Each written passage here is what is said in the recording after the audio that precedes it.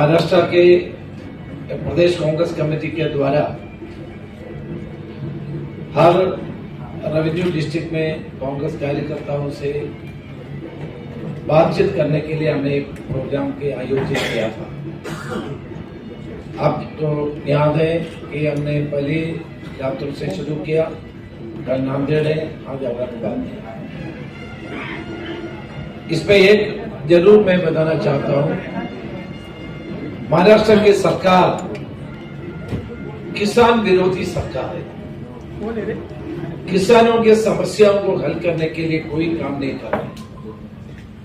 हमने हमारे कार्यकर्ताओं से बात करने के बाद एक बात मुझे समझ गया, सबसे ज्यादा किसानों की आत्महत्या मराठवाड़ा में हुआ, खास तौर से बीड डिस्ट्रिक्ट में सबसे ज्यादा आत्महत्या हुआ। 977 फार्मर्स आत्महत्या की है। एग्रीकल्चर मिनिस्टर बीड से है। एग्रीकल्चर मिनिस्टर के जिले में सबसे ज्यादा किसानों की आत्महत्या हुई है। गन्ना किसान हो, कॉटन किसान हो, सोयाबीन किसान हो, उनके समस्याओं को हल करने के लिए सरकार ने कोई काम नहीं किया। इसलिए मैं बोल रहा हूं कि सरकार, मौजूदा सरकार किसान विरोधी सरकार है। उन्होंने बड़े बड़े वायदा दिए थे, लेकिन ये वादे पूरा नहीं किए। किसान के समस्याओं को हल करने के लिए केंद्रीय सरकार ने भी कुछ नहीं किया। नरेंद्र मोदी ने 3 लेजिस्लेशन लाया था पार्लियामेंट में। किसानों के आंदोलन की वजह से तीनों को वापस करना पड़ा। अभी भी किसानों की मोर्चा होते जा रहे हैं। केंद्रीय सरकार के द्वारा भी किसानों को कोई समाधान करने का, उनका समस्याओं को हल करने का कोई कदम नहीं है। तो केंद्रीय सरकार और प्रदेश सरकार पूरी तरह किसानों को भूल गया है। देखिए, केवल किसानों की बात नहीं है। कल हम लोग बहुत सारे युवा लोग हम लोगों से मिले। अनएम्प्लॉयमेंट सबसे ज्यादा होते जा रहे महाराष्ट्र में। महाराष्ट्र में आजकल कोई नया कारखाना नहीं खोल रहे, कोई पत्थरी नहीं है। नौजवान कहां जाएंगे? सारे जो भी हमारे कांग्रेस के जमाने में हो रहे थे, सब गुजरात के ओर लेके जा रहे हैं। महाराष्ट्र का उपेक्षित होते जा रहे हैं। सर्वप्रथम मी लोकसभेच्या निवडणुकीच्या नंतर आणि एकदा ज्यावेळेस दुष्काळ आपल्या परिस्थिती निर्माण झाली होती आणि आपल्या इथल्या मोसंबीच्या बागा, डाळिंबाच्या बागा या सगळ्या उद्ध्वस्त झालेल्या होत्या, त्या काळात आपली भेट झाली होती. पण आता एका मोठ्या काळाच्या नंतर आपण भेटतो, म्हणून सुरुवातीलाच आपलं मनापासून स्वागत. महाराष्ट्र सरकार हे संपूर्ण नापास झालेले सरकार आहे आणि आता नापास झालेलं सरकार ज्याप्रमाणे 2019 मध्ये देवेंद्र फडणवीसांनी कुठे आश्वासन देऊन, त्याच्यामध्ये पोलीस पाटील असेल, त्याच्यामध्ये होमगार्ड असेल, आमचे शिक्षकांचे त्यांना कायम अनुदानित शाळांना, कायम विनाअनुदानित शाळांना अनुदानित करण्याचा इश्यू असेल, शिक्षकांना जुनी पेन्शनचा इश्यू असेल, असे अनेक प्रश्न घेऊन 2019 मध्ये कॅबिनेटमध्ये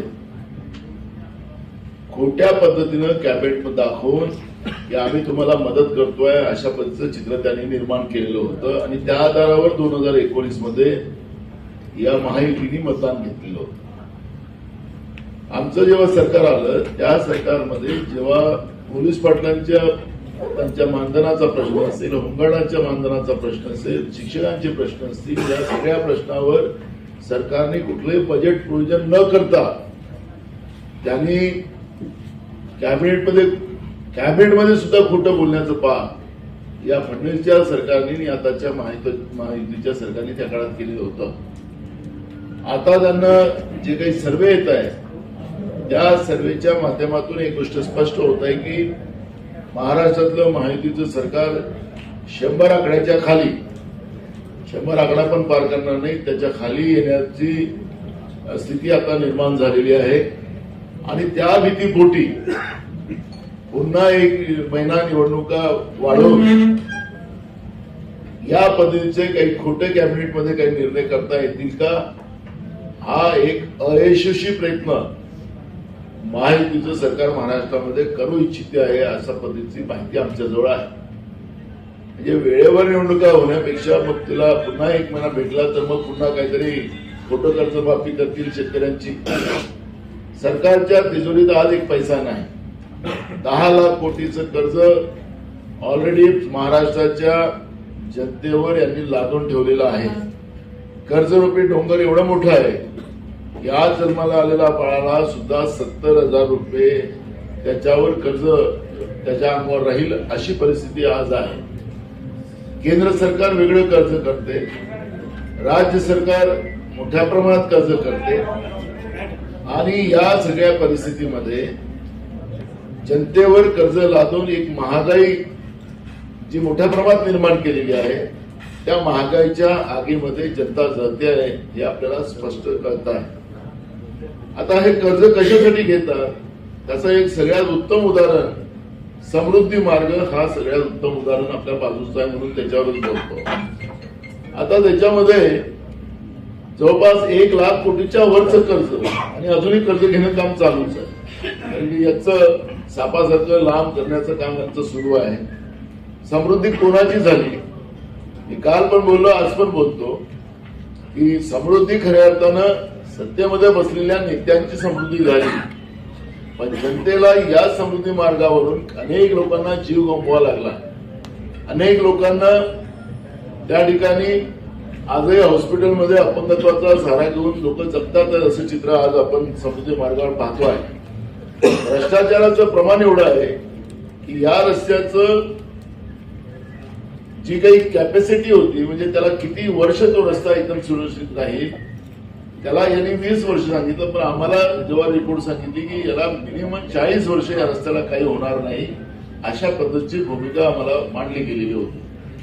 आज आपण पाहतोय की त्या समृद्धी मार्गाला तडे गेलेले आहेत. आम्ही सांगितलं की या समृद्धी मार्गामध्ये भ्रष्टाचार आहे, पण त्यावेळेस कोणी ऐकायला तयार नव्हतं. आज लोकांचा जीव जातोय तिथं समृद्धी मार्गावर मोठ्या प्रमाणात तडे पडलेले आहेत.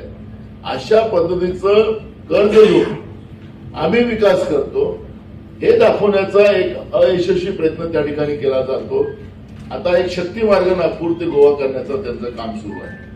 काल नांदेडमध्ये सुद्धा नव्हे तर आमचे लोकसभेचे खासदार छत्रपती शाहू महाराजांनी सुद्धा त्याचा विरोध केला. कोल्हापूरमध्ये आमचे विधान परिषदेचे पक्षनेते बंटी पाटलांनी आणि शाहू महाराजांनी तिथं मोठं आंदोलन केलं कोल्हापूरला, आणि नांदेडमध्ये सुद्धा त्या पद्धतीच्या आंदोलनाची प्रक्रिया सुरू आहे. जिथं जिथं शेतकऱ्यांच्या बागायत जमिनी उद्ध्वस्त करून या पद्धतीनं भ्रष्टाचाराच्या माध्यमातून आपल्याला पैसा कसा मिळेल याच्यावरचा त्यांचा प्रयत्न होतो आहे. या रस्त्यांच्या याच्यामध्ये एवढा मोठा भ्रष्टाचार आहे की जो रस्ता समजा 1 कोटीमध्ये होत असेल तर त्या रस्त्याची सरळ किंमतच 15 कोटी रुपये करतात.